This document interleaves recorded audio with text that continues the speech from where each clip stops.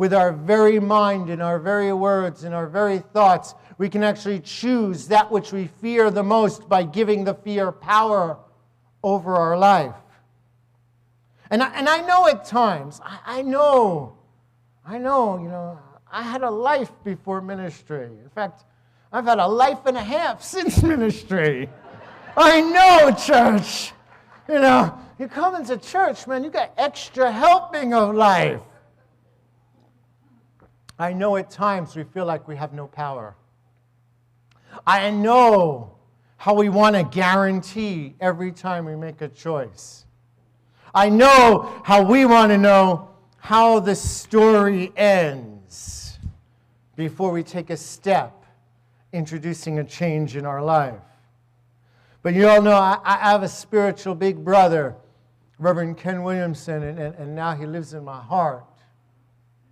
And one day, he talked to me about light. And he explained to me how we ask for light.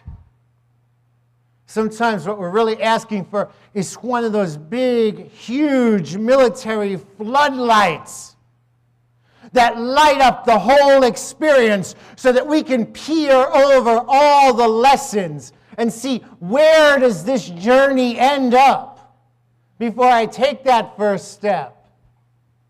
But when we ask for light, when we ask for God, when we ask for wisdom, he told me God usually gives us a little pen light, like when the doctor looks in our mouth and says, ah.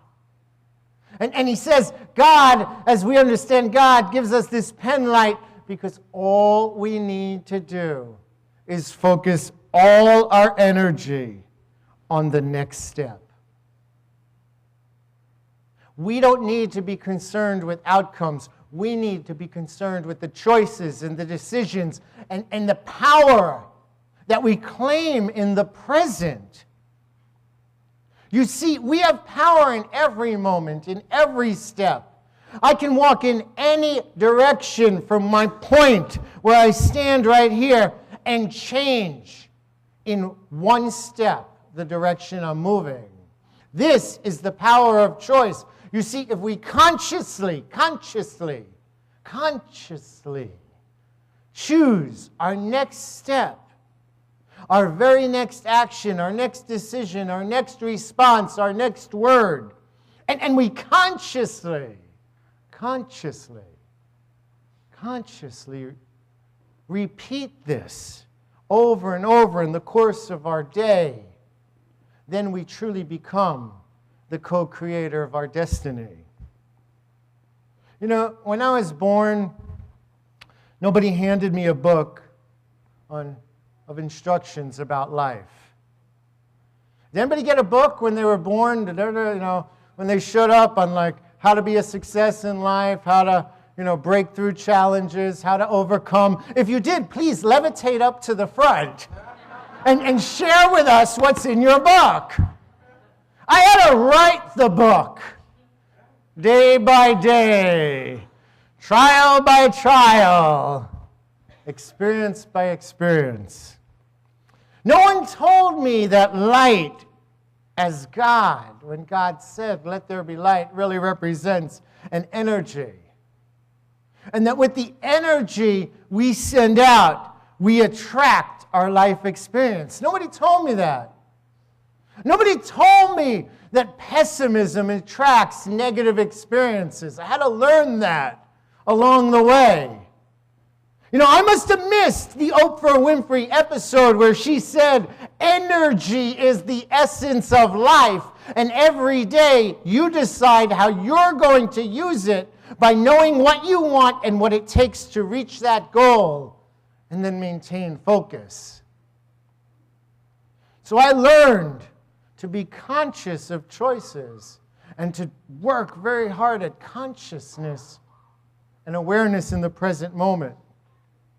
And so the first step, the first invitation, the first, practical thing we can do to bring about change in our life is to be conscious of our choices. Now, that sounds easy. Okay, I'll just, get up from this chair and be conscious of every choice I make.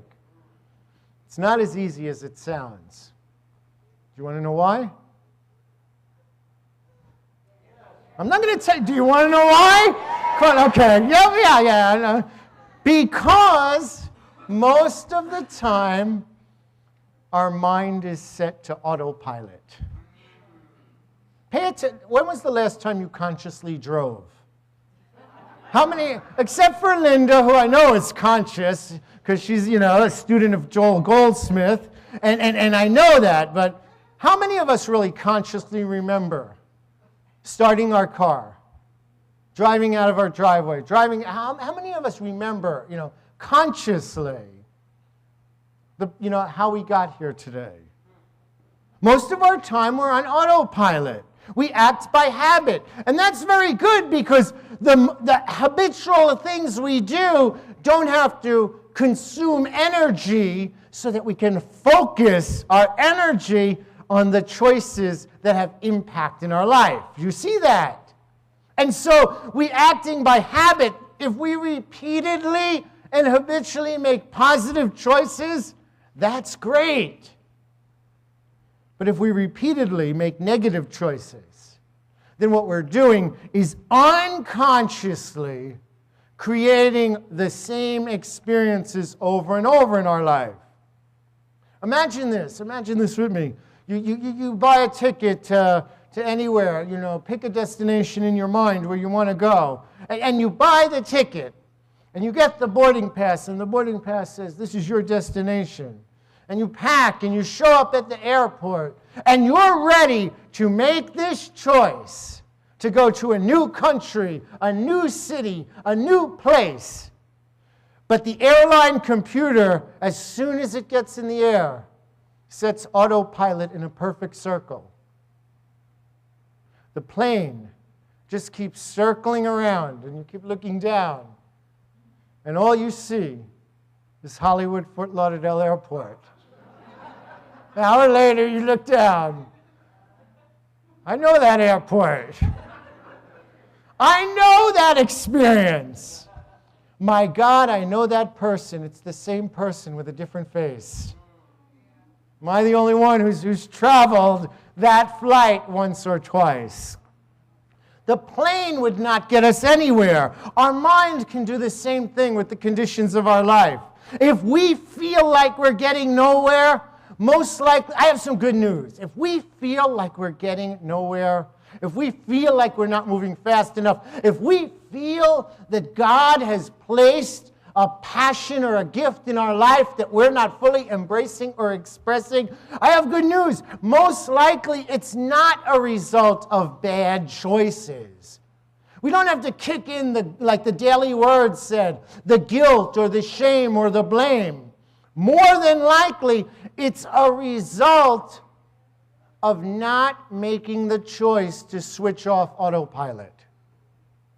Not making the choice to change the course or the direction or the speed or the destination of our life. And in not making the choice, we keep circling around the same experiences. But if you remember last week in Corinthians, it says, God is not the author of confusion, but peace.